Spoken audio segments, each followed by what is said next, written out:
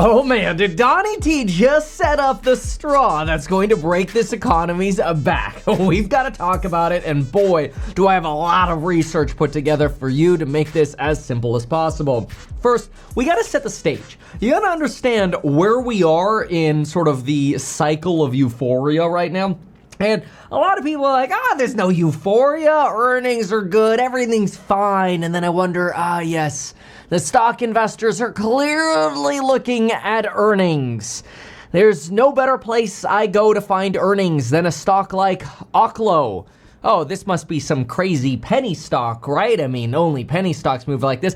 Wrong. It is a $21 billion market cap idea.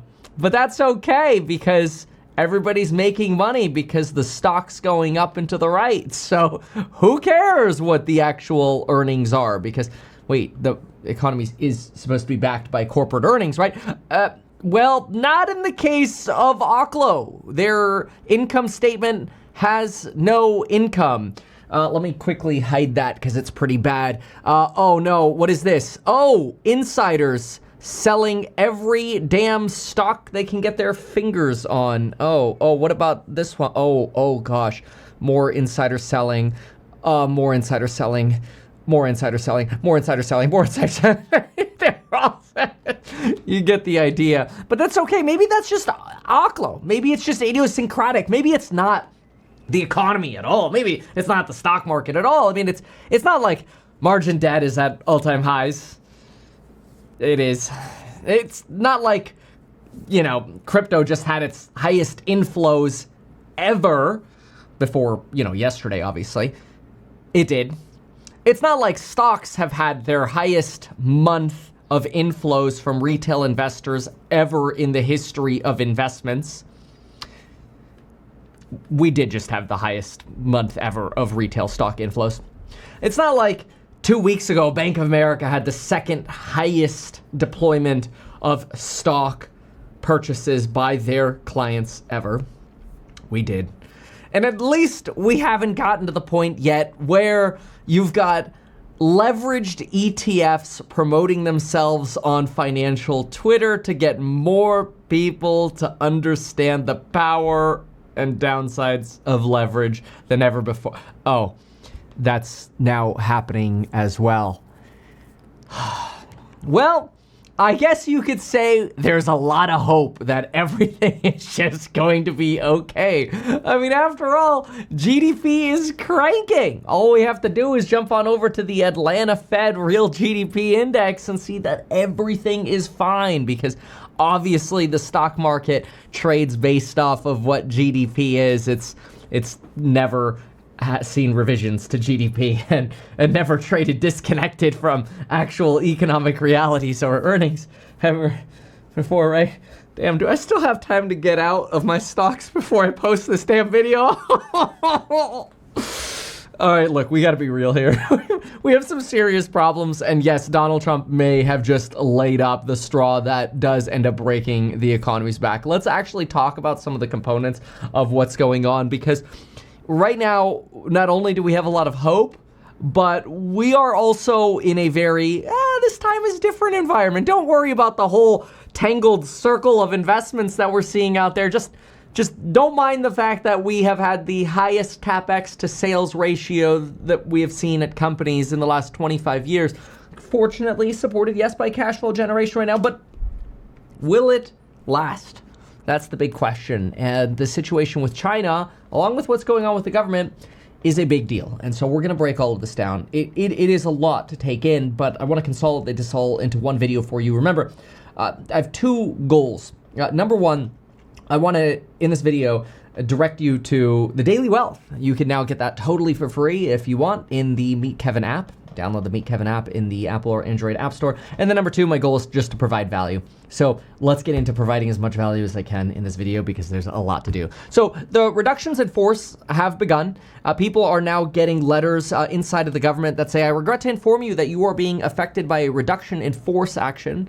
Please find attached a notice of memorandum explaining the RIF and next steps. This RIF action does not reflect directly on your service performance or conduct. It is being taken solely for reasons stated stated in the memorandum, which is, of course, coming straight down from the Oval Office, suggesting, hey, if there is no funding for your department, and therefore you are at risk of seeing your department's funding cut, it is time for you to start essentially firing people. And that's exactly what's been happening. Now, will that end up trickling into the economy when all of these people who end up getting laid off at the government now try to find work elsewhere?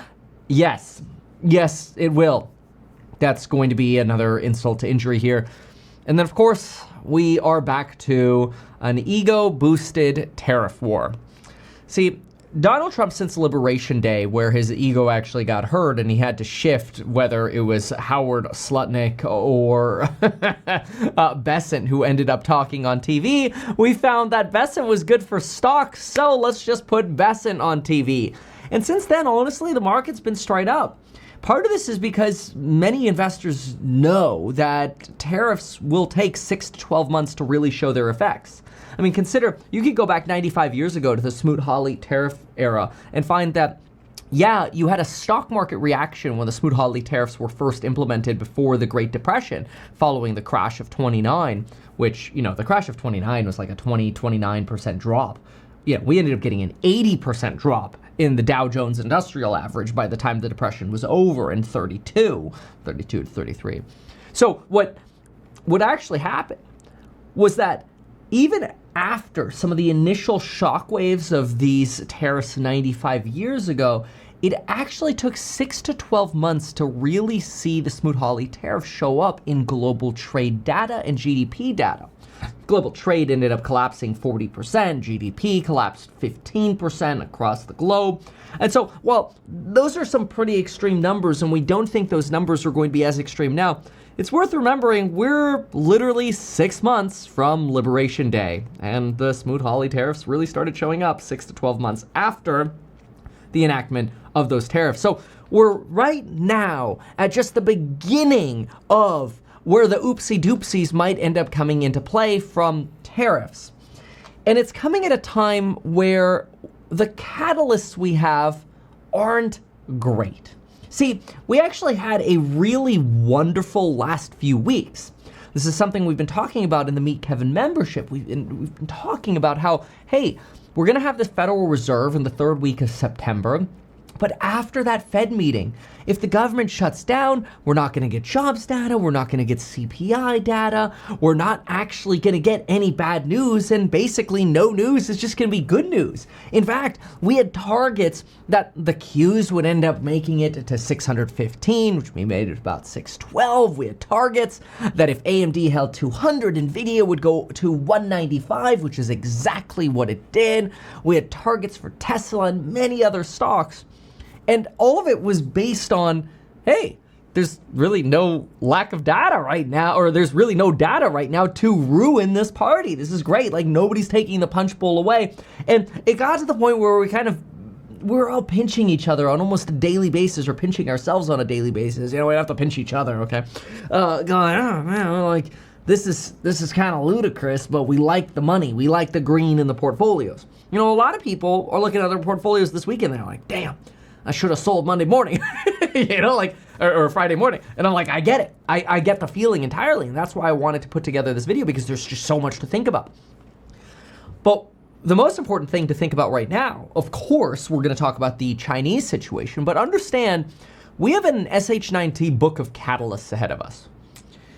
See, when we went from the Fed meeting to nothing burger, basically over the last 3 weeks, we had just positive things to look forward to, which we knew was going to be bad for bond yields, which it was. Bond yields rose again, so bad for people investing in bonds or mortgage or interest rate sensitive plays.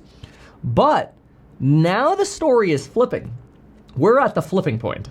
Now all of a sudden, bond yields are plummeting. People are nervous again about stocks. Why? Well, here's what to pay attention to. Number one, we just heard we're going to get CPI data on the 24th. So right on your calendar, 5:30 a.m., Meet Kevin will be live streaming CPI data on October 24th. So we got a new catalyst. And that was also a catalyst we weren't expecting we were going to get. We thought it was just going to be delayed forever until, the Schumer shutdown, the Schumer siesta came to an end. But you already know my opinions on the politics around that. We don't have to talk about that in this video. On October 29th, we'll have the Fed's FOMC decision, which right now, most of the market is convinced that, oh yeah, we're just going to keep seeing rate cuts. The rate cut cycle has started, but are we setting up too much of an anticipation that the Fed will be dovish when they don't actually have data to justify being dovish? That's actually somewhat bearish for the economy, right? Again, we're going from no data is great news to, crap. Now we're going to get CPI data. Now we're going to get the Fed. And they might not forecast as many cuts. Then now we've got APEC on October 31st, Halloween, and November 1st, which is maybe when Donald Trump will speak with President Xi Jinping. Maybe not. Then we have bank earnings starting this week. So we're going into full steam ahead Q3 earnings season here. On top of this, the S&P 500 is literally up 32% from April. People are worried about jobs and the potential that this jobs report is going to drop all of a sudden. We're going to go, oh, whoa, we just got blindsided on jobs. People are worried about corporate capex and the potential that maybe we're overdoing it a little bit with this cyclical investment nature we're getting out of NVIDIA, AMD, OpenAI, and the other companies. We've talked about that plenty. A lot of that, by the way, being fueled by debt financing. This is why we just saw the largest liquidation in the crypto markets in the history of crypto markets. We also have this assumption that tariffs are not going to have an impact on our economy, which historically is false. Of course, in the near term, like the first 6 months, wow, tariffs haven't really had an impact. Duh. That's what we've been saying since Liberation Day. It's going to take months to show this stuff up in the data, especially since people and companies are going to go through inventory they have to sort of delay the impact of tariffs. And we're sitting at recent record high inflows. All of this together with the fact that Bloomberg Intelligence suggests analysts expect profit growth of 7.4% for US stocks in Q3 suggests we have this really insanely high bar for the stock market right now. Like, let me just simplify that in like one sentence for you, okay? It's like, hey, yo, GPT, give me a summary on this crap. Okay, it is that stocks at record high, debt at record high, spending at record high, expectations at record high, assumptions of Fed cuts at record high, and assumptions that there ain't gonna be any problem with tariffs at record highs. What direction can we really go when that is what the setup is? We have a really, really high bar to avoid profit taking. This is probably the highest bar ever in the history of financial markets. I don't think the bar has ever been more loony beans inflated. Now, that's not to say there aren't actual real companies making really good money. Like, Facebook's valuation is really low right now. We did a phenomenal fundamental analysis on this in the Meet Kevin membership, which remember you get lifetime access to if you join at meetkevin.com. Use coupon code SHUMORSIESTA. On top of that, NVIDIA isn't even technically properly valued based on its earnings per share growth expectations for the next 4 years. It's actually selling at a discount.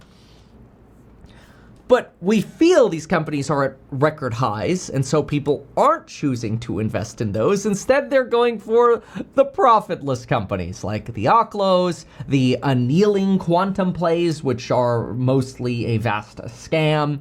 Some quantum plays are great, others not so much. And then, of course, plowing money into anything that is related to rare earths, because yes, if Donnie T says rare earths are what we're going to invest in, then one day we'll see the profits from those, even though we really have no heavy rare earth refinement in the United States, and we have just 4% of the capacity to actually process rare earth minerals compared to China, which isn't great. In other words, China eats our lunch in this for days, which, of course, that's where we need to talk about China. See, the reality is, all of this started because of China, that Donald Trump is now suggesting an extra 100% tariff on Chinese goods will be imposed starting November 1st.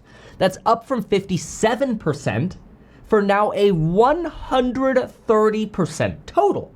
Now, of course, a lot of people are hoping that Donald Trump will taco, as in Trump always chickens out and will end up getting some kind of 90-day pause or delay in tariffs and will be able to keep the party going. Of course, Donald Trump is also suggesting that we're going to ban the exports of any and all critical software to China next month, which apparently might include companies like Oracle and Microsoft, to which Craig Lawrence on X writes the following: "Oh damn, you mean China won't be able to use SAP, Oracle, and Microsoft software?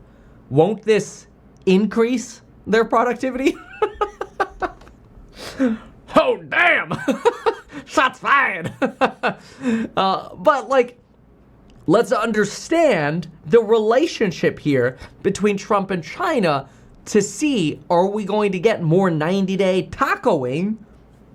Quite possible, which would be great, but it's really just kicking the can down the road.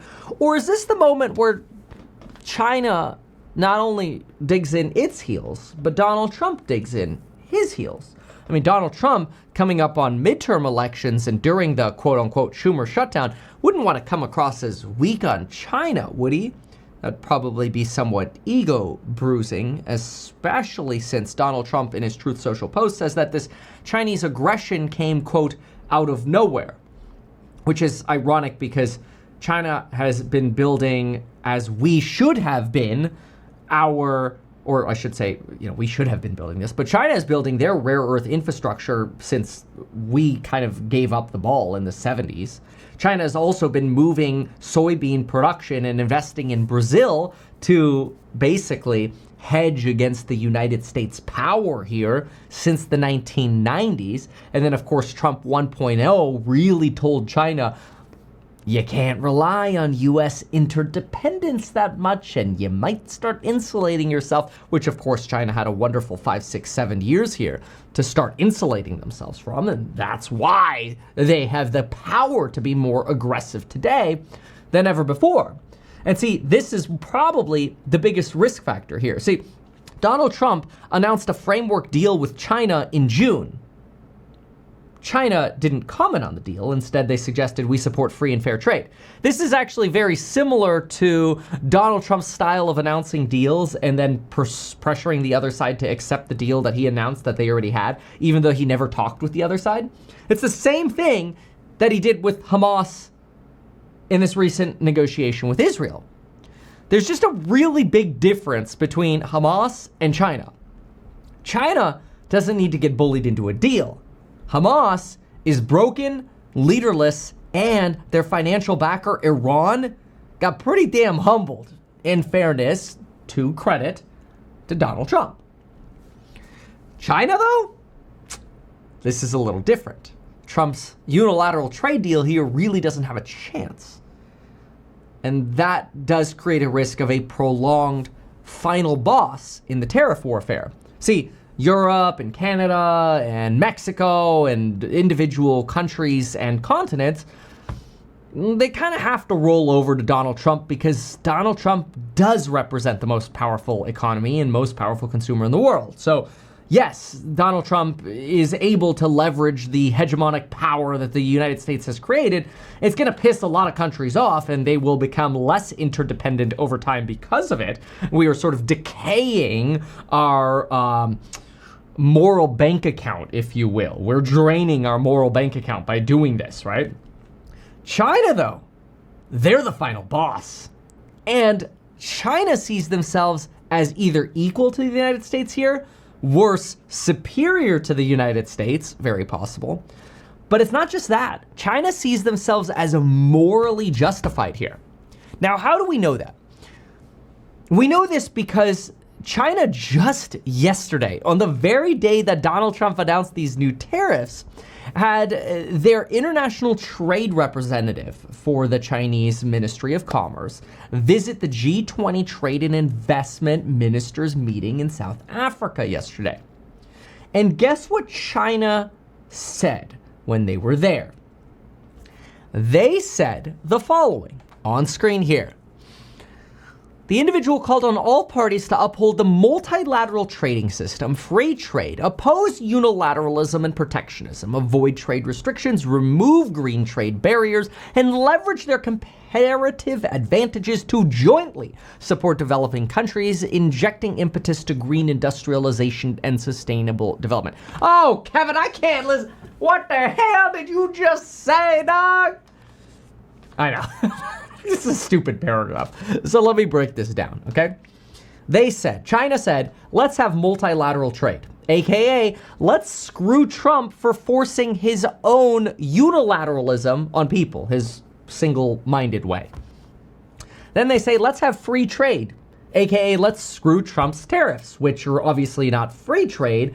Tariffs are basically unfair trade being used in a sort of like a counterweight argument by Trump for, oh, well, but China's been unfair. You know, and people make this argument all the time that China's been unfair. It is true. Like, China steals our intellectual property. That's terrible. China doesn't care, okay? They want to build up their own industries. They're being selfish. This is true. On the flip side, is China truly dumping solar panels on the US market? Or is China just better at manufacturing and able to manufacture way more at a higher quality than the Germans or Americans can do at lower prices? And then Americans are like, well, do I want higher quality, more of them, for a lower price? Or do I want to buy American or Deutsch and pay more and have lower quality? Like, you know, so when we think about dumping, you know, sometimes we got to balance that out a little bit, all right? Like, well, I don't know, I kind of want to be dumped on in that case. But anyway, so then, you know, they say, let's oppose unilateralism and protectionism, aka let's also oppose Donald Trump, right? Like, can you see what I'm doing here? Is like, the Chinese are digging in their heels here. They say, let's work together to remove green trade barriers. Who is throwing up green trade barriers right now? Oh, let's see. Who calls it the Green New Scam? Oh, right. Trump, because windmills are killing our whales. Then they say, let's work together, which is not what Trump wants to do, and support green energy, which again leaves Donald Trump behind. You're basically giving China the next decade to get what they want with green energy. So you want to invest in green energy, solar, inverters, panels, windmills, or whatever. You should be investing in these Chinese companies because they just got handed a license to dominate that sector by Donald Trump. And I mean, frankly, you got to understand where Donald Trump comes from. It's not that solar panels or wind are bad. There is no one source of energy that is purely without their downfalls. I mean, nuclear is pretty damn good, but we still have, you know, we got to build the infrastructure, and so there are issues there as well, right? But it's really that Trump's tirade against solar panels and wind is really just a way to get Republican votes because of the oil and natural gas lobby. Wind and solar are actually really great and really useful, but Donald Trump wants the oil and gas lobby votes, which is exactly what he does with crypto. Trump doesn't give a flying F about crypto. He just wants the votes, and he wants the donations, and he wants the money because he wants to win, and he wants people to get on their knees and tell him that he's right. At the same time, for the sake of propping up politicians, you've got, in America, you've got the Chinese Communist Party building like armored robotic army for their people, or armor for their people. Armored robotic armor? Robotic armor? I don't know, whatever the hell you would call this. Like what? Like the robots we're building do a horrible job at folding laundry. And this is the kind of stuff that China's working on. You know, China's kind of just like, they're eating our lunch with manufacturing. They are creaming us. And in part, it's because China's government is very different than ours. They can unify their country under, we will build battery infrastructure for electric vehicles. We will build out rare earth minerals. We will build out robotic armies. We will build the best drones in the world. Those are directives, drones in the world. Those are directives that come from the top, and then they happen. Whereas in America, we get, hey, I'm running for office. And then you get the phone call. Hey, yo, it's your homie, Vlad. Yo, we could use a little less SEC regulation around stable coins and tokenization and crypto while we're at it. I got my Gemini bros here. We were thinking of looking for a candidate we could throw like 100 millis at, just to help them with a little bit of funding. Because, we believe in you. We believe in you, but there are other options as well. Nobody likes crypto and token what? More than I do. Obviously, I'm being a little facetious here, but I don't think that's too far from reality. But this is why I hate politics, okay? It's very slimy. It's disgusting. This is why, when I ran for governor in California, I learned so much about how broken the game is. And, we funded with you guys. We got over one vote per dollar we spent, which is phenomenal. Gavin Newsom was spending like $15 per vote that he got, and we got almost 1 million votes. We did really, really well. But the point of that is, I didn't take any special interest money or lobbying money or whatever, but that's also probably why I didn't lose or why I didn't win, because I didn't have all that money to spend, right? So politics and money, but unfortunately, when you realize that, the reason this tangentially makes sense is because China doesn't have that problem. They're in power. They don't have to worry about sucking the titty of some industry that wants regulation or their SEC lawsuit or their, dropped or their Trevor Milton, out of jail or whatever. Because, in exchange for donations to politics, because they're in power. So it doesn't matter. So it's no surprise that China corners rare earths.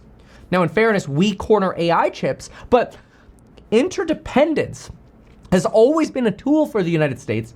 And right now what we're kind of doing is it's sort of like we're dismantling our jet engines while we're in the middle of flying, and we don't have the tools to put it back together.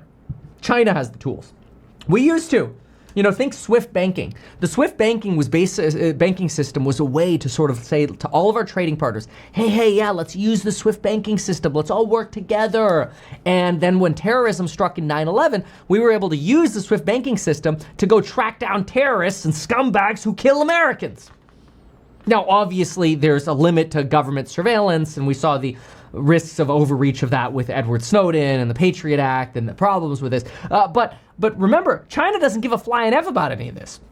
They are basically able to use the weapons of U.S. interdependence, where everybody relies on the United States, and kind of turn it into now everybody relies on China.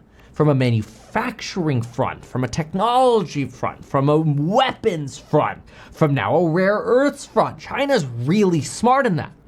And they realize that if they put up a stand, there's going to be this us versus them, where basically China starts squeezing Europe to say, hey, we're going to hurt you if you support Trump too much, right? It's also why do you think Donald Trump hasn't actually put secondary sanctions on any other country buying Russian oil yet? China and India. Because it's not powerful enough. China's too strong. Biden tried fighting China too. We worked with the Netherlands under the Biden administration to limit ASML exports to China for the EUV, and ultraviolet lithography machines, and extreme ultraviolet lithography machines. We tried limiting some of the best exports of these machines to China, and then of course China just ended up stealing the technology and the manuals for how to design these systems. So again, nobody here is saying China is without fault, but China has political unity where they can really hurt us. And what we're doing is we're picking a fight with a unified, very powerful country without actually having our own replacements set up yet.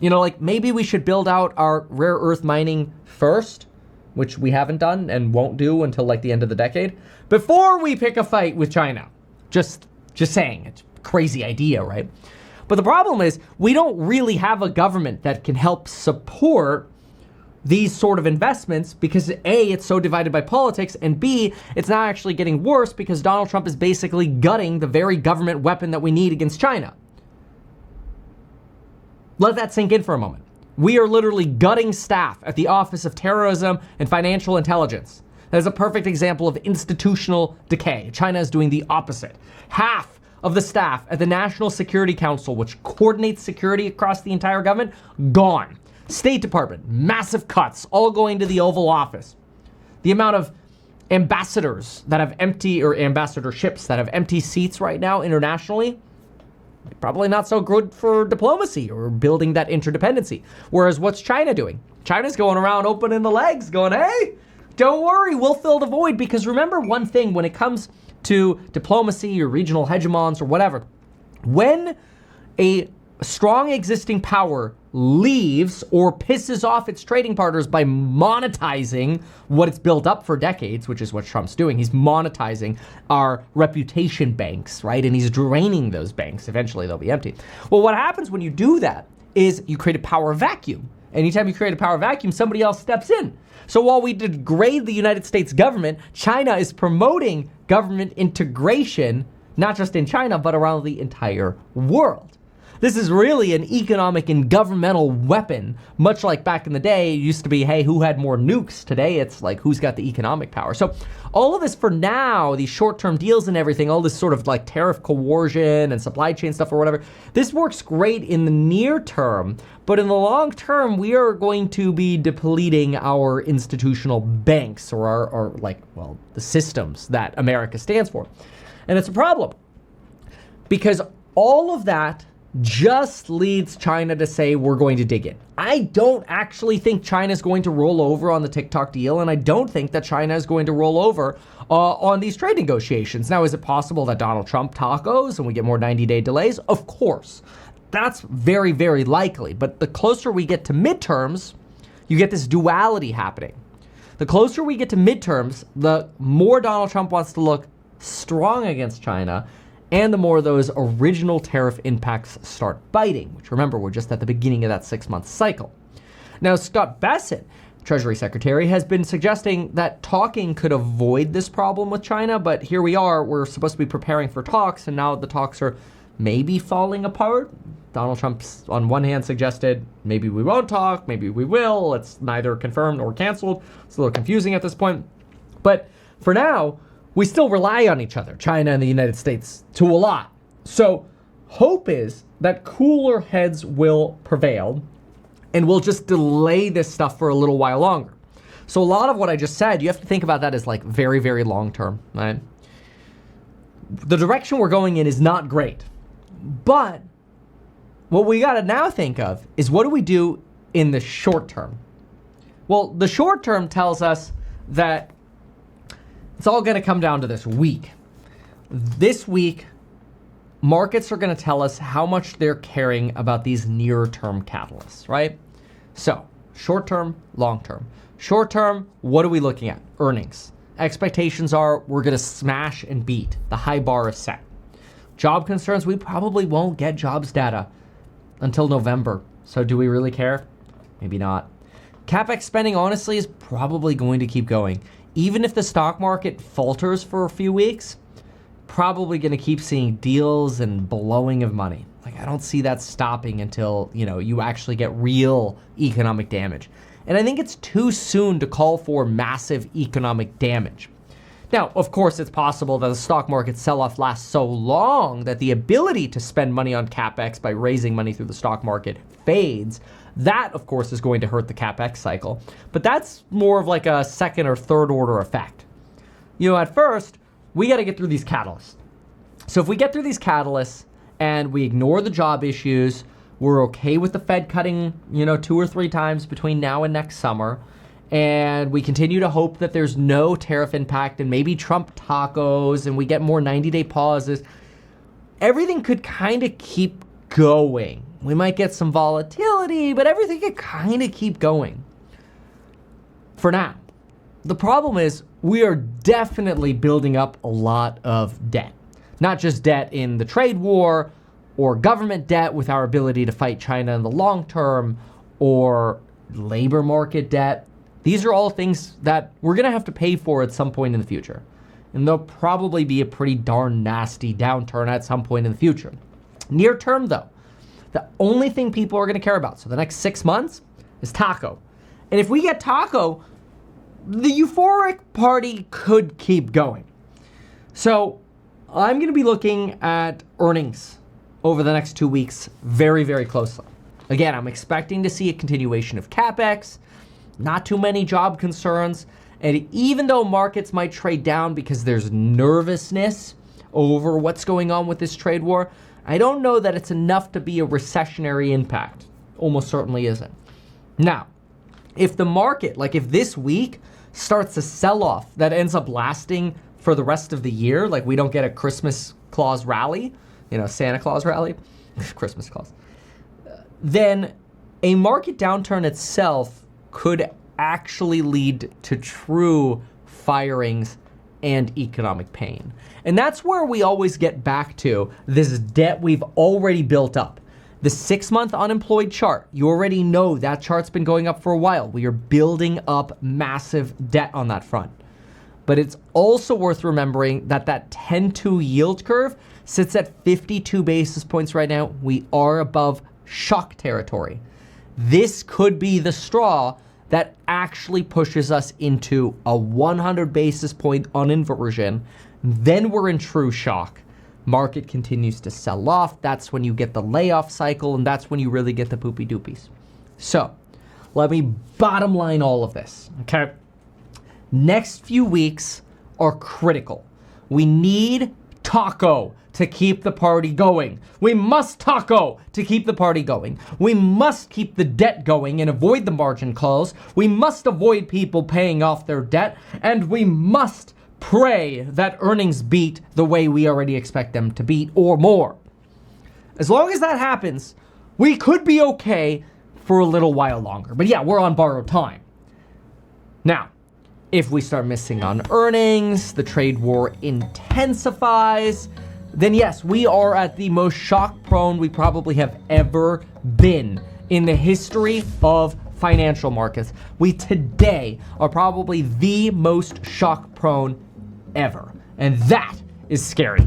And if any of that makes you fearful, no, don't worry about getting life insurance. Instead, join the Meet Kevin membership and see exactly when I hit the sell button before anybody else does. Why not advertise these things that you told us here? I feel like nobody else knows about this. We'll try a little advertising and see how it goes. Congratulations, man. You have done so much. People love you. People look up to you. Kevin Paffrath there, financial analyst and YouTuber. Meet Kevin. Always great to get your take.